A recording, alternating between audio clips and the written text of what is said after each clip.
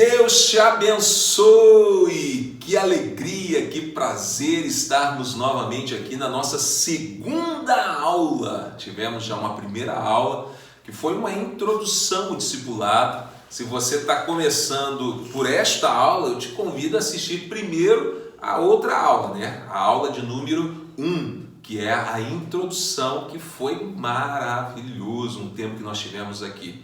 E hoje, essa segunda aula, nós vamos estar intitulando, vou deixar aqui para o Eli falar, qual vai ser o nosso título desta aula? As características do discípulo. Aí, ó, as características do discípulo. E a gente vai trabalhar um pouquinho sobre isso.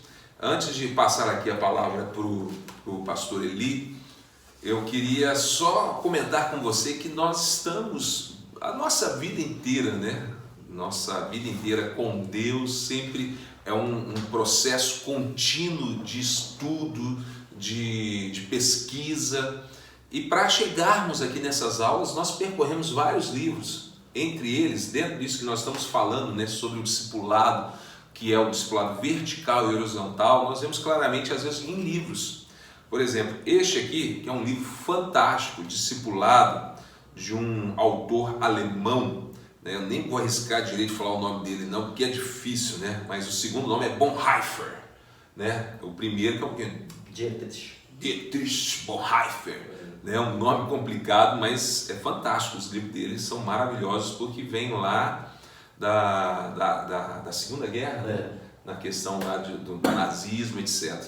Mas esse livro aqui, ele aborda muito sobre a graça de Deus, né? A graça preciosa, a graça verdadeira. Então ele aborda, com o título Discipulado, aborda o discipulado vertical, ter um relacionamento com Deus.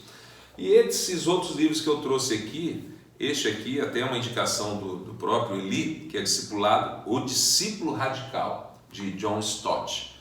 Ele já aborda sobre essas características do discípulo, aborda um pouco também sobre essa questão do relacionamento que deve existir entre os cristãos num discipulado, que é mais para o lado horizontal.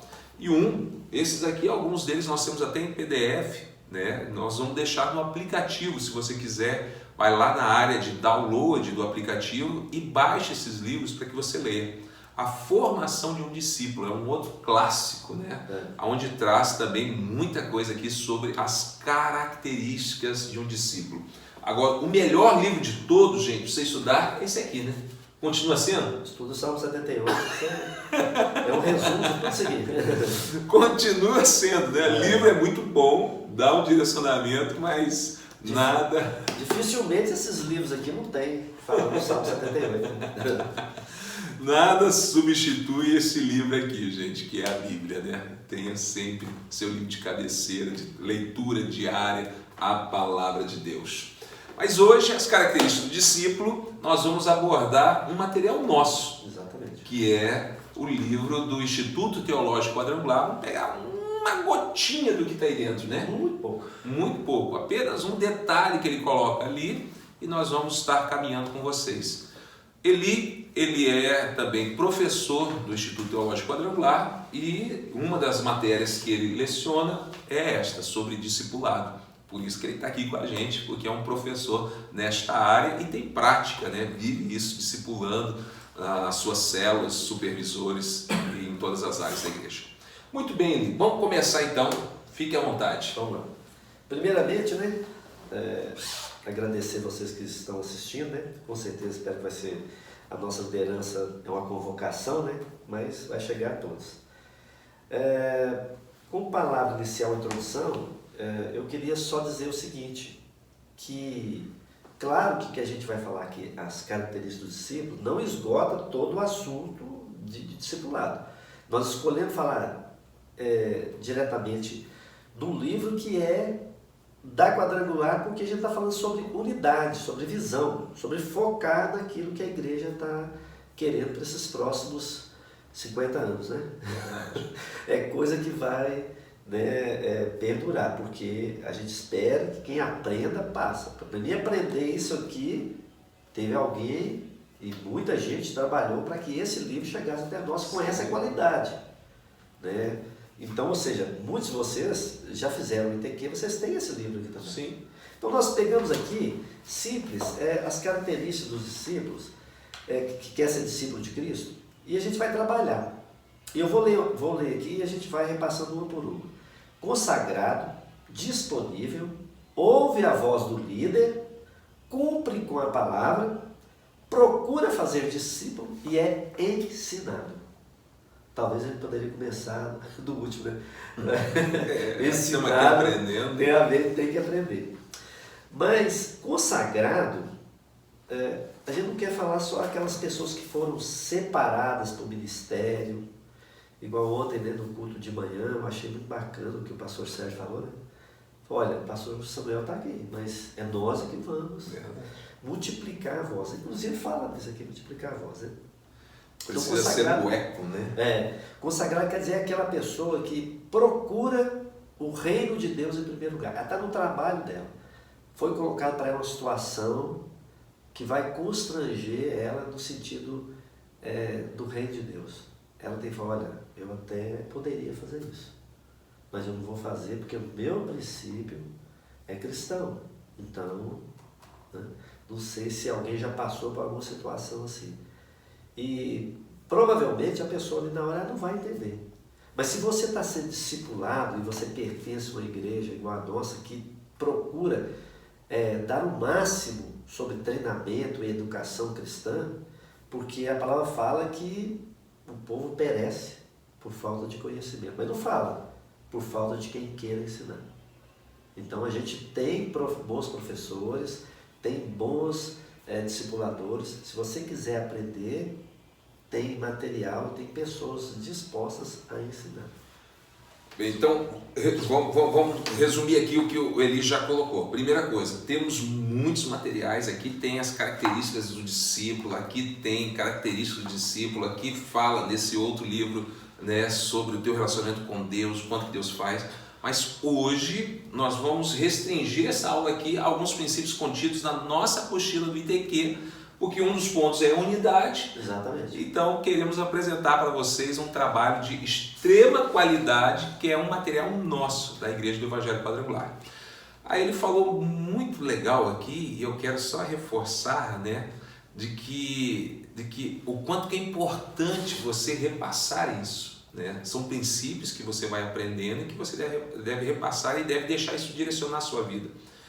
Eu disse ontem aqui na igreja, né, que os nossos cultos, enfim, tudo que nós temos feito é para preparar o povo, né, para ser este eco, porque é algo até mesmo que você sempre fala, né, o domingo, ou seja, a igreja em si, não só o domingo, mas tudo que envolve a igreja, seja a escola bíblica, seja os grupos missionários, seja, né, os treinamentos e os próprios cultos, aquilo ali não é exclusivamente, ali é a minha vida religiosa, minha vida com Deus. Não, ali é para te treinar, te capacitar, te treinar, te direcionar, te motivar, para que você continue sendo igreja nos outros lugares. Ser um missionário mesmo. Ser um missionário. Então, consagrado. Bora. Nós vamos característica por característica. Consagrado é uma pessoa que coloca primeiro o reino de Deus. Ela tenta, né, eu falo tenta porque às vezes a pessoa está com boa intenção e ela, falei aqui, mas ela é instruída por alguém que está mais próximo dela, que está começando a ser consagrada. Ela vai tomar a decisão no dia a dia dela e vai poder prestar conta no final do dia. Senhor, né? Entra um pouco talvez santificação. Exatamente, é tudo isso porque você está fazendo a vontade de Deus. Ser santo até chegar, mas santo não tem como, santo não, ser santo é ser separado, entender que você foi separado para algo, né? Tanto é que os escritores devem falar os santos que estão... que às vezes tem aquela mentalidade católica, né? Santo é aquilo que está lá na parede, né? Não, todos nós somos santos. Que é isso, eu sou santo? Até esse santo que eles falaram que é santo, ele foi santo, de repente foi uma pessoa que viveu, né, em função do reino, mas não é um exclusivo. Em 1 Pedro 2,9 fala, nós somos um povo escolhido, um sacerdócio real, a nação santa. Então a igreja ela tem essa postura diante da sociedade. Eu vi uma pessoa que falou assim, essa igreja aqui é estranha, ela não tem santos aqui. Eu falei, mas como que não? Tá cheio de santos. Tudo sentadinho aí nas cadeiras. Agora nós vamos para a segunda característica. A primeira, anota aí, consagrada. A segunda, que está aqui nessa apostila, né? Disponível. Aí você pode falar, mas eu não tenho tempo. Mas você está trabalhando, você está estudando, você tem vizinho, tem família. É essa disponibilidade que a gente chama. Eu até falei aqui com o pastor que eu falo o seguinte, é uma disponibilidade voluntária. Ou seja, você revisa a sua agenda. O pastor também já até falou isso nos treinamentos, aí você revisa a sua agenda. Acho que até na aula, né? Sim, né? Então você revisa a sua agenda e fala, pera aí, eu posso estar disponível sim. Eu vou apertar minha agenda aqui, eu vou reorganizar e você ficou disponível porque você decidiu estar disponível. Então, essa disponibilidade que você coloca aí está relacionada a tempo. Tempo.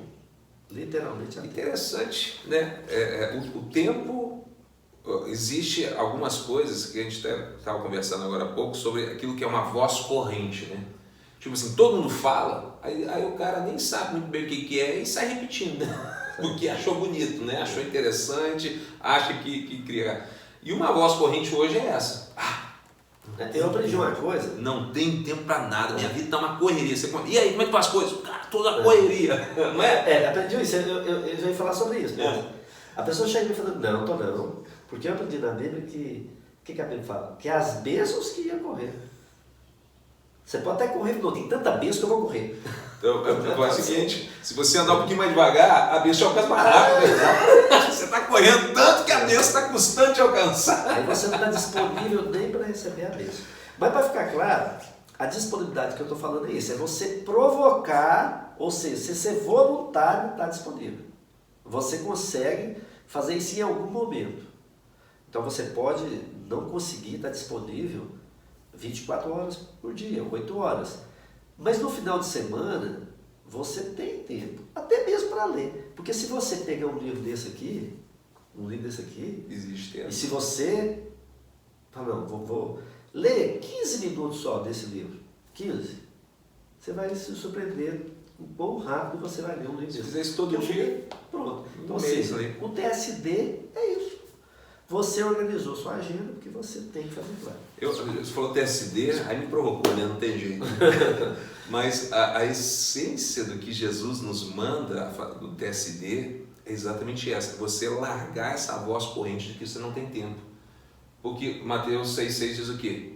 Entra no teu quarto, relaxa, fecha a porta, sai da correria do dia a dia, fica tranquilo. Que até para ouvir a voz de Deus, né, você precisa dar tempo para isso. Então a essência do TSD e a essência do mundo espiritual é isso aí. Pelo contrário, eu acho que o diabo, né, as forças malignas que atuam na terra, eles querem fazer exatamente isso. Você viver numa correria tão grande que você não tem tempo, você acha que não tem tempo para aquilo que realmente é importante. Se eu pudesse, eu mudaria, colocaria uma vírgula nesse versículo aí, hoje em dia, e fala assim, entra no seu quarto, vírgula, deixa o celular de fora. Deixa o celular no cantinho do castigo. Não coloca nem o celular para tocar uma música, deixa o celular de fora. Põe no cantinho do castigo. Mas vamos lá, eu acho que ficou claro, disponível, né? A próxima, a primeira... Só concluindo aqui, eu coloquei já em uma das aulas uma ferramenta, coach, na aula Inimigos TSD. Tá. É fácil você ver se você tem tempo ou não. Eu te deixo aqui uma tarefa para você fazer. Pega assim uma agenda, todo mundo tem uma agenda, né? Ou pega um papel mesmo e coloca lá as horas do teu dia, né? Põe as horas que você realmente está acordado, né? Acordou às 6 da manhã, 7 da manhã, 8 da manhã, 9 da manhã, põe lá. Acordei esse horário, fiz isso. Escreva. Você vai se surpreender quanto tempo disponível você tem quando você escreve. Ou você vai se surpreender com coisas que estão ocupando o seu tempo, que são totalmente desnecessárias. Ficou tantas horas assistindo filme, Netflix, ou simplesmente correndo dedinho assim no celular para ver aquelas. Porque os caras são espertos.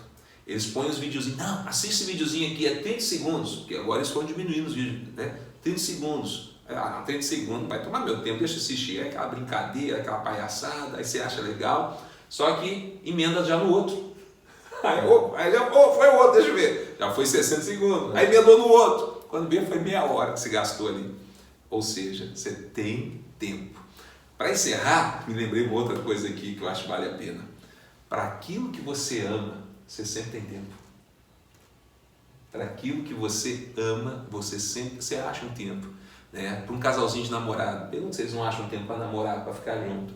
Acha. Para aquilo que você ama, você sempre tem tempo. Inclusive, eu estou com um problema sério em casa. A Silmar está falando que eu tenho mais tempo para o meu neto que para ela. Vamos mandar então, vamos embora. Ouve a voz do líder, é a terceira. A primeira, consagrado. Disponível. A terceira, ouve a voz do líder. Muito simples essa. Por quê? A igreja do Evangelho Quadrangular, há muito tempo atrás, ela decidiu a sua doutrina. Porque o significado de igreja é isso, é um grupo de pessoas que entram, olha o tanto que é interessante essa aqui, ou a voz do líder, entram num determinado lugar, e eles reúnem, eles estão discutindo uma coisa muito importante, só que fora tem um monte de gente para escutar, eles estão esperando a resposta. A igreja do Evangelho Quadrangular já decidiu o que vai levar para o mundo. Jesus cura, Jesus salva, cura. É a nossa fundadora, né? Então, a Emerson McPherson já definiu já. Então, ou seja, ela decidiu Jesus salva. O que você tem que entender? Quando o pastor faz um apelo para que você leve a salvação para outra pessoa, é porque está dentro da nossa doutrina. Você está ouvindo, não é só a voz do pastor, é a voz da igreja, unidade. Qual que é a visão da igreja, do Evangelho Quadrangular, da sede? É alcançar o perdido a qualquer custo. Que é uma frase da Emeda. É a visão. Então, ou seja, quando você escuta a voz dele, não está falando é disso. Não é que ele vai te direcionar como gastar o seu dinheiro, como gastar o seu tempo. Não, é que você tem que fazer isso. Você tem que arrumar um tempo para que você leve salvação, cura. Tem alguém que está precisando de cura e você não tem coragem de falar para ela, vamos na minha igreja? Lá tem cura. Olha, em alguns casos, você tem que falar, você está precisando de Jesus mesmo. Esses problemas são psicossocialmáticos, são problemas que só o Espírito Santo vai falar com você. Então, ou seja, quando você ouve a voz do líder, é convidar alguém para vir na igreja para ser salvo. Aquilo que a gente ouvir a voz do líder, é o que a gente falou lá no início, né? É ser esse eco, né, de uma voz. O grande problema é que hoje todo mundo quer ser a voz, né? E às vezes ninguém deve ser a voz, porque a voz é uma só, já veio do trono de Deus essa voz, esse direcionamento. Nós estamos aqui para repetir. Então a unidade são duas coisas que provocam um milagre, que provocam, sabe, a manifestação do poder de Deus, né?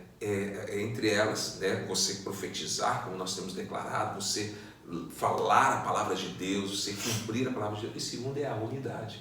Até citamos lá a Torre de Babel, né? Porque estavam de uma forma negativa, mas Deus falou, mesmo com uma intenção ruim, eles vão alcançar o que eles querem. Por quê? Porque eles estão unidos.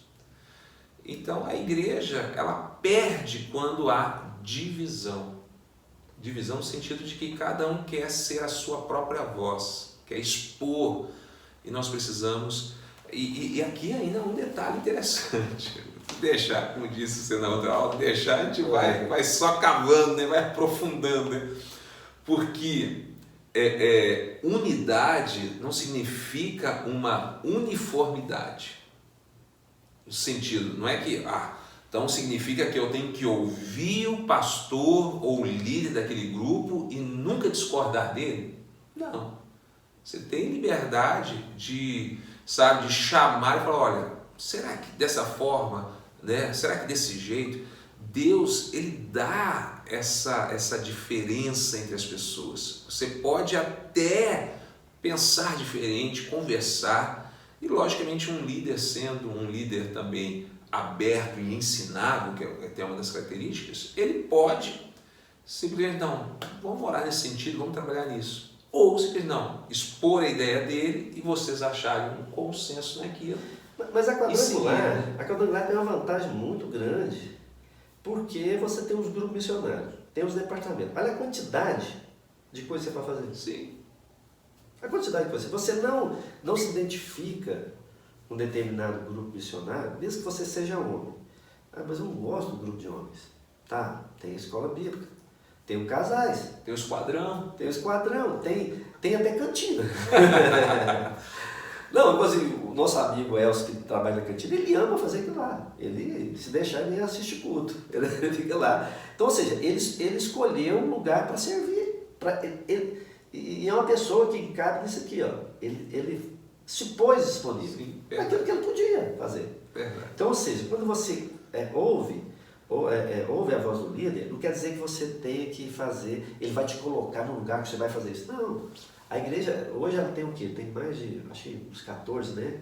Tem grupo missionário de departamento. Muitos. Diaconato, e aí vai. Então, ou seja, intercessão. Ouvir a voz do líder não quer dizer que ele vai ser uma pessoa, ou um discipulado quer dizer que ele vai te moldar. Não. Um discipulado cego. As características dos discípulos de Cristo. De Cristo. Cristo é uma palavra grega, né? Que ela tem o mesmo significado de Messias.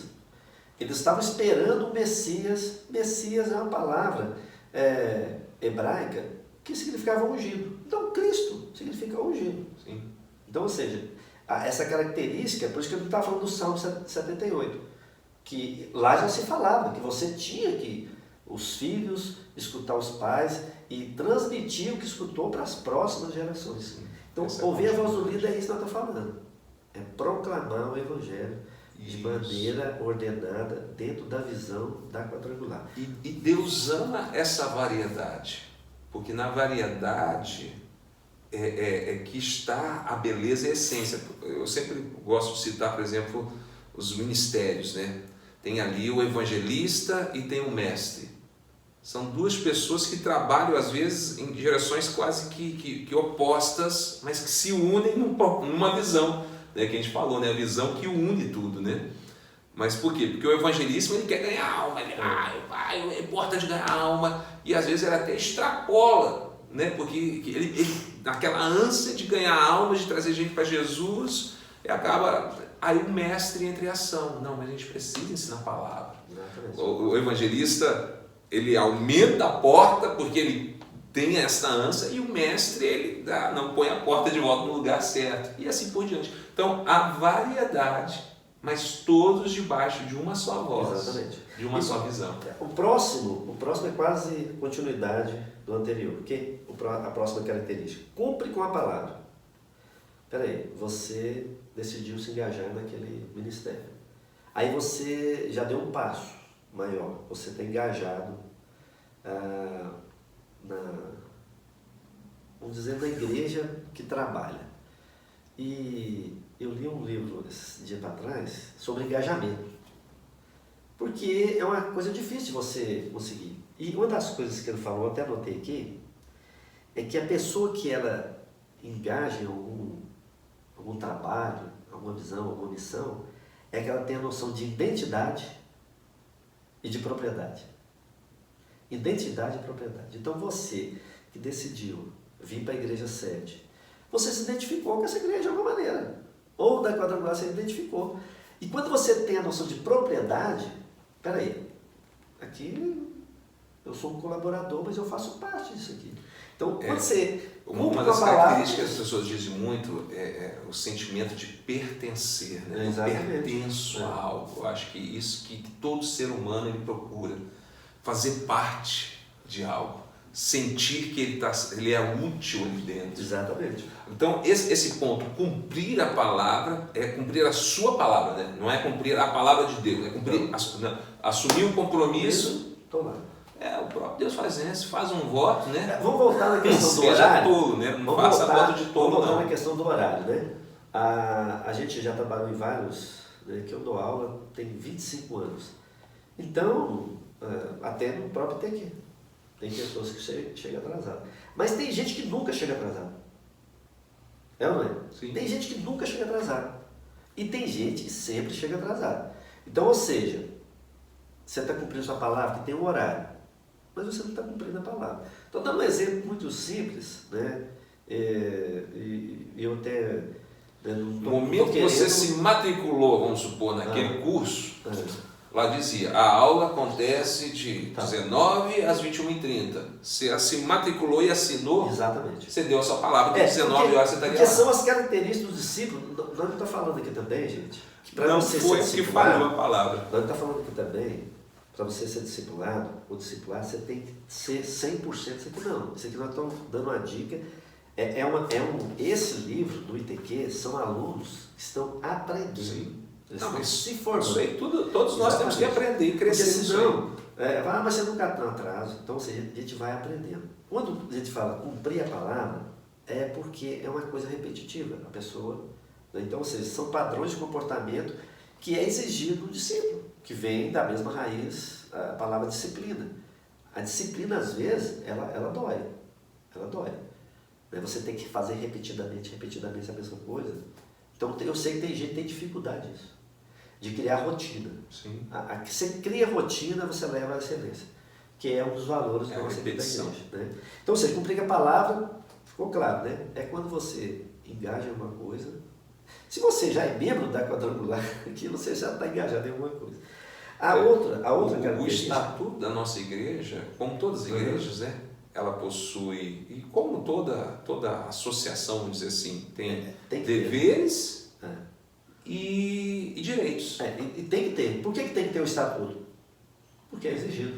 Então, porque a gente tem que cumprir a palavra. No momento que você se tornou membro, você tem direitos como um membro dessa igreja, mas também tem deveres. O estatuto, ele exige que a igreja cumpra a palavra dela. Porque o estatuto, a igreja não pode fugir daquilo.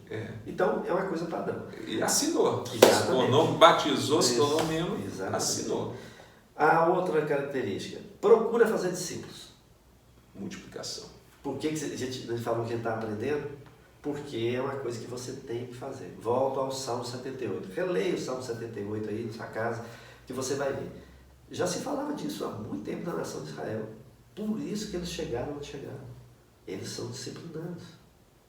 Tem um livro muito interessante que fala o judeu, o dinheiro e o mundo. Sabe que o judeu é um crente? Não, porque o judeu ele é disciplinado. Ele é disciplinado em todas as áreas. Ele foi disciplinado, ele foi aprendendo. Então, o que acontece? Você faz discípulo, você aprendeu, e a nossa igreja, ela segue o ID. Uma hora você vai ter que ir e fazer discípulo. É uma ordem. Ou seja, olha como é que a coisa vai encaixando. Você cumpre a palavra por quê? Porque você um dia aceitou Jesus como Senhor e Salvador, se batizou, engajou aqui na igreja sede. E a gente segue a palavra de Deus, a gente segue o que está aqui. E lá fala que você tem que ir. Lá não é uma opção, você tem que ir. Ide e fazer discípulo. Então, as características do discípulo, ele quer multiplicar aquilo. Eu vejo aqui uma coisa interessante. Essa questão de fazer discípulos, na verdade, todo mundo está fazendo. A questão, o que você está gerando nas outras pessoas. Porque todo mundo, um jovem, ele vai ter um amigo dele que se espelha nele, que gosta dele, que admira ele, né? E começa a imitar ele de alguma forma. O cara joga bem bola, não, eu queria jogar bola igual ele. O cara tem habilidade ali no videogame. De alguma forma, você que está me escutando, tem pessoas que já estão sendo discipuladas por você. Entendeu? Agora, o que você está gerando nessa pessoa? Às vezes você está gerando um mau exemplo. Às vezes você está gerando discípulos de chegarem atrasados. Se você não palavra, sim, exatamente. Você está gerando. Então, por isso que dentro da nossa a missão, visão da nossa igreja, já citou aí, uma das coisas é ser intencional nos relacionamentos. Exatamente, que é a nossa missão. Gerando Jesus nelas. Então, o problema é que quando você não é intencional, você deixa, às vezes, uma pessoa que está fora desses princípios, ela deixa a carne aflorar e gera discípulos na carne, discípulos de uma forma negativa. Mas você sendo intencional, aquilo que a gente falou na outra aula, transbordando Jesus e intencional, você vai gerar Jesus nas pessoas, né? Então todo mundo está influenciando de alguma forma. Eu vejo dessa forma. Você está indo, você está fazendo discípulos. Mas que tipo de discípulos? Você está gerando o quê? Você está gerando pessoas mentirosas, pessoas caloteiras, pessoas cheias de malícias, ou você está gerando pessoas parecidas com Jesus? Aí fica a questão. Porque a igreja, uma das funções da igreja é formar líderes. Toda igreja do Evangelho Quadrangular, ela é meio que orientada a formar líderes. Sim. Porque senão a igreja continua. Os pastores passam, os superintendentes passam, mas por que ela tem que formar líder? Ela tem que formar líder para sucessão. Sim. Então, essa questão de fazer discípulos tem a ver com isso também. Por quê? Jesus veio aqui na Terra e ele fez uma oração antes dele ir para a cruz. Eu cumpri aquilo que o Senhor determinou. Em João 17, ele fala que ele cumpriu. Eu te glorifiquei aqui na Terra. Mas eu não tinha morrido ainda. Então, o que ele fez? Discípulos. Certamente. Ele fez discípulos. Eu digo que a visão é maior do que o visionário.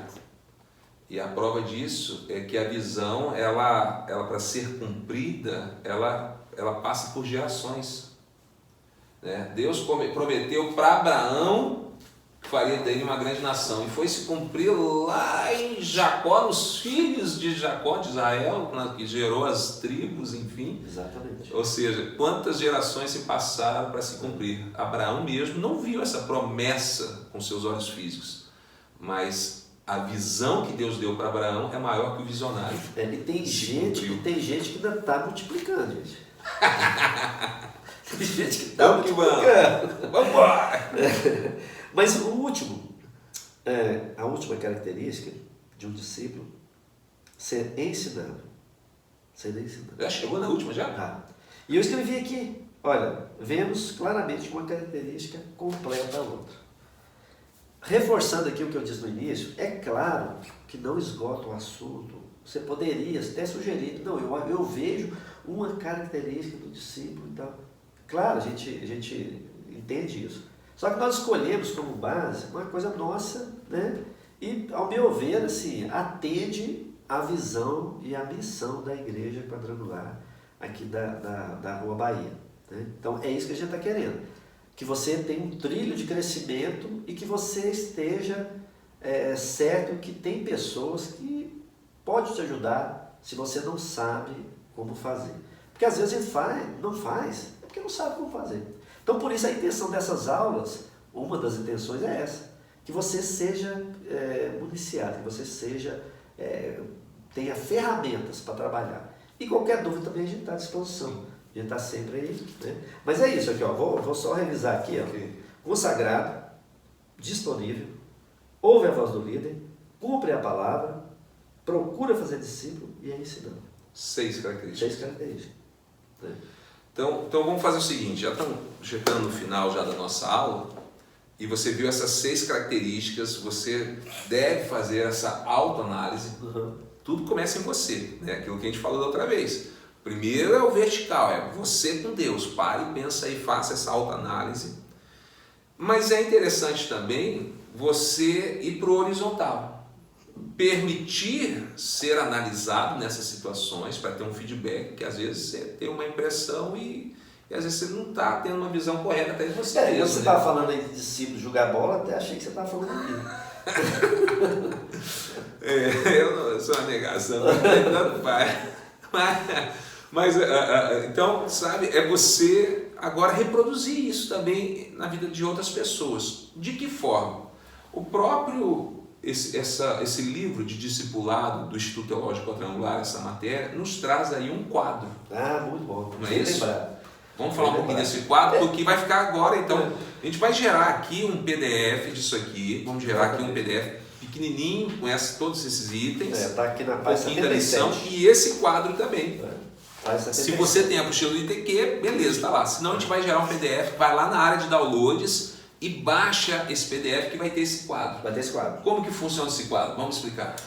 Esse quadro é o seguinte, tem as características, né? Tem as características aqui. Vai ter assim nas colunas as 6 características. E aqui embaixo tem os nomes. Você pode colocar os nomes das pessoas, de 1 a 10. Então ficam os nomes, certo? Os nomes e as características. E você vai dar nota para a sua equipe.